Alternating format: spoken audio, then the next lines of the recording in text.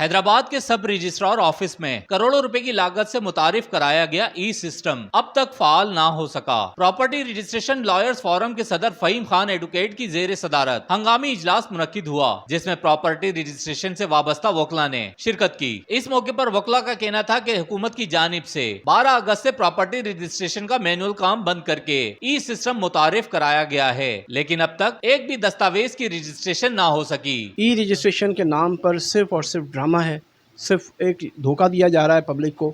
यहाँ पर लाके इक्विपमेंट सिर्फ कंप्यूटर्स लाके रखे गए हैं, इसके अलावा कोई कैमरे किसी किस्म का, कोई यहाँ पर फाइबर ऑप्टिक का निज़ाम या इसके अलावा कोई सोलर सिस्टम का निज़ाम कुछ भी यहाँ पर इंस्टॉल नहीं किया गया है, जिसकी वजह से पब्लिक जो है ई रजिस्ट्रेशन सिस्टम जो है वो क्या है, किस तरीके से ऑपरेट होगा, पब्लिक ये जानती ही नहीं है और ना ही पब्लिक को उससे मुस्तफ़ीद होने दिया जा रहा है। आपको पता है जिसका डॉक्यूमेंट नहीं मिलेगा, जिसकी रकम उसने दे दी है, उसका जो एक सबूत है उसका वो उसको नहीं मिल पा रहा, तो वो किस तरह से हमें सुकून से तो नहीं रहने देगा। हम पर थोड़ा नहीं, हमें बहुत प्रेशर है, जिसका एहसास करते हुए हुक्काम वाले से गुजारिश करूंगा कि बराए मेहरबानी हमारे जो डॉक्यूमेंट प्रीवियस डेडलॉक रुका हुआ है उसको फौरी रिलीज़ किया जाए। इस पे गवर्नमेंट को भी लॉस हो रहा है, टैक्सेस के हवाले से गवर्नमेंट की ड्यूटीज़ जो हैं वो नहीं पे हो पा रही हैं, टैक्सेस नहीं भर पा रहे हैं।